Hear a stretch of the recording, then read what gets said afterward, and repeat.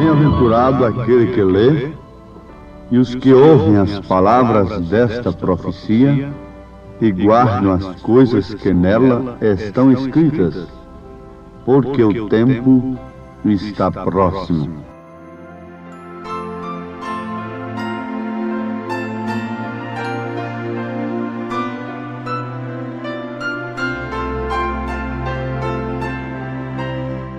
Ouvintes amados, vamos destacar esta frase final do versículo 3 do capítulo 1 de Apocalipse. Porque o tempo está próximo, e breve veremos aquele a quem nós esperamos, aguardamos com ansiedade. Mas, nesse instante, nós vamos formular uma pergunta. Porventura, todos nós estamos aguardando, de fato, a volta de Jesus com ansiedade? Estamos aguardando o fim dos tempos com ansiedade? Com desejo na alma? Ou por dentro de nós há aquele desejo que sempre a coisa seja protelada?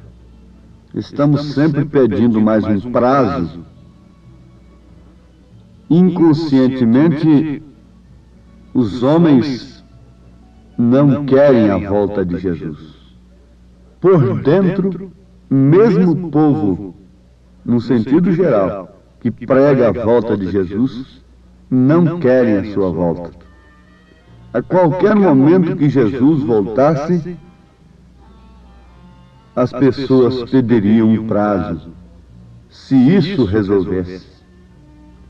Ó Senhor, dá-nos do azeite, espera-nos um pouquinho. Assim vai acontecer com todas as virgens nécias, loucas, dorminhocas, que têm se preocupado mais com as coisas terrenas, mesmo com a pregação do Evangelho, de uma forma programada, organizada humanamente falando, e não se enchem do Espírito Santo. Porque o tempo está próximo. Nós vamos lembrar nesse instante de uma coisa que muito vai nos instruir sobre as dispensações da igreja. Indiscutivelmente, a igreja tem 7 períodos aqui na Terra. Você leia Apocalipse, capítulo 1, a partir do verso 11, e você vai encontrar 7 igrejas na Ásia Menor: Éfeso, Esmirna, Pérgamo, Tiatira, Sardo e Filadélfia e Laodiceia. 7 igrejas na Ásia Menor. E 7 cartas a estas igrejas, respectivamente falando: Éfeso, Esmirna, etc. Aí você vai encontrar no capítulo 2 e capítulo 3 de Apocalipse essas 7 cartas. Para que teria ficado escrito estas 7 cartas? Seria somente para aquelas igrejas que já desapareceram? Até mesmo aquelas cidades? Muitas delas? Para quê? Não, aquilo ficou escrito justamente para cada dispensação da igreja de Jesus Cristo aqui na Terra. Éfeso, Esmirna, Pérgamo e assim por diante. Cada uma seria um período, uma dispensação. E o fim de cada dispensação foi visitado com um mensageiro. Foi precedido por um mensageiro de Deus, um anjo. Então você encontra lá 7 anjos você encontra 7 Espíritos de Deus enviados a toda a terra, procedendo do mesmo cordeiro, que tinha um cordeiro tendo 7 pontas, 7 olhos, 7 Espíritos. São 7 mensageiros, as 7 eras da igreja. Isto não é simplesmente para termos um conhecimento intelectual deste assunto, mas isto é revelação. Agora, quando o mensageiro vinha, ele já vinha no fim da era. E, logicamente, ele tinha que dizer que o fim estava próximo. O fim daquela dispensação. A porta seria fechada. Vocês vão guardar uma coisa, irmãos amados, que São Paulo, como primeiro mensageiro, é o mensageiro a Éfeso, ele entregou a mensagem original, a semente original, a qual ele não recebeu de homens, não consultou a carne nem o sangue a respeito do Evangelho, ele recebeu diretamente de Deus. E então ficou ali um modelo. Mas você sabe que o próprio Paulo escreveu a respeito da revelação do mistério da iniquidade e mesmo o mistério da piedade, que ele disse que é Cristo, é Deus encarnado. Mas ele diz assim, que aquilo não era para o seu tempo, mas sim para o tempo do fim. Então, cada mensageiro traria sua mensagem na sua respectiva era. Até Columba, que é a era de Tiatira, Columba foi aquele mensageiro tremendo de Deus numa era de densas trevas. Ele plantou uma ilha rochosa, que era pura pedra, pura rocha. Ele estava plantando com uma mão a semente e a outra levantada para os céus. E aquela ilha se tornou uma das ilhas mais férteis do mundo. Columba foi o mensageiro a Tiatira. Tiatira, que por sua vez quer dizer domínio feminino. Uma coisa tremenda a mensagem daquele homem, o ministério daquele homem. Ele foi um dos anjos, daqueles 7 anjos. E ali estava sendo enterrada a última semente. O restinho da semente foi sepultado com a era de Tiatira. Logo, logicamente, depois que uma semente é enterrada, o que se espera é que ela brote. E ela brotou com Lutero, Martinho Lutero, quando tudo estava em densas trevas, a salvação sendo vendida por indulgências, sendo alcançada através de penitências. Foi quando eles criaram 3 pessoas, logo já haviam criado isso no Concílio de Nicéia, antes, não é? 3 pessoas distintas mudaram o batismo do nome, deixaram de usar o nome para usar somente os títulos e tudo mais. Agora, Lutero não podia trazer toda a mensagem. Ele não era um restaurador. Ele era um mensageiro da sua era. E a sua era era um broto da semente. E Columba houvera semeado. Terminado com Columba, que era aquele sistema de semear a semente. Deus semeando, permitindo que ela fosse afogada na terra. E o paganismo tomou conta. É uma era negra mesmo. Então brotou com Lutero. Você plantou o trigo e logo tem o brotinho. O brotinho não traz tudo. Não traz tudo que foi enterrado, que foi sepultado ali. Você não espera tudo do broto.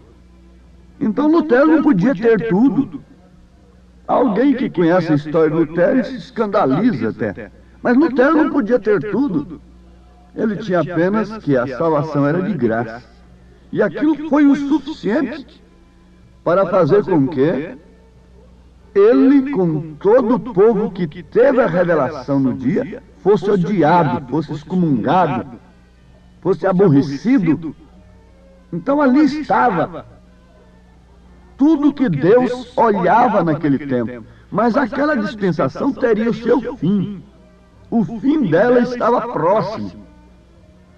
Quem aceitou a mensagem de Lutero foi salvo. E quem não aceitou estaria perdido nos seus credos e dogmas.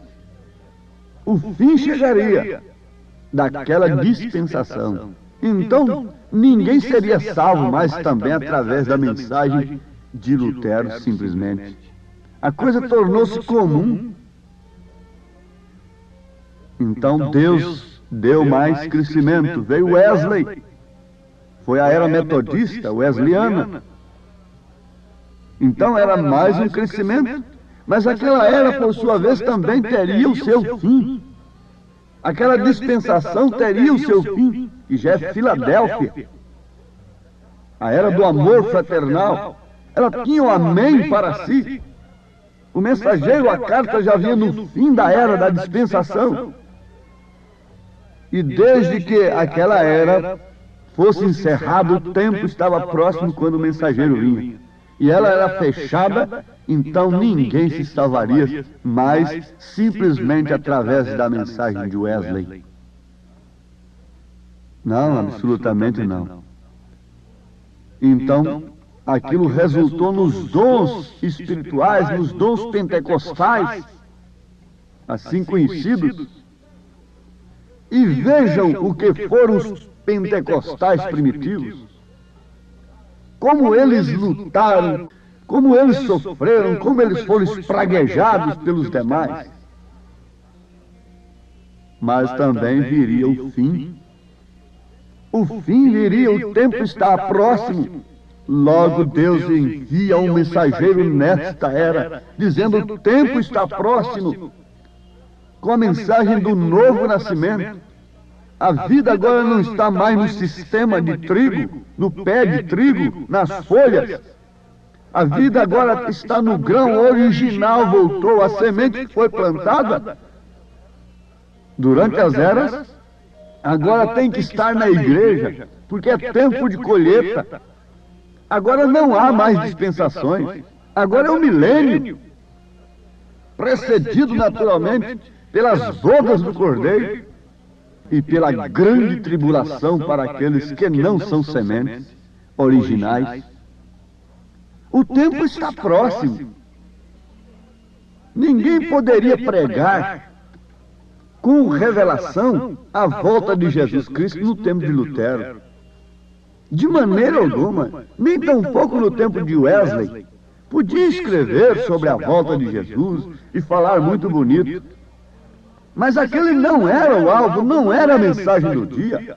A mensagem do dia era a santificação, era a justificação pela fé, eram os dons espirituais. Mas agora a mensagem do dia é a volta de Jesus. O tempo está próximo para esta era ser encerrada. E não haverá mais tempo.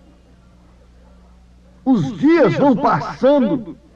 O relógio de Deus não para. O relógio de Deus não atrasa. Ele está marcando a cada momento. O tempo está próximo. O mensageiro vem dizendo: o tempo está próximo.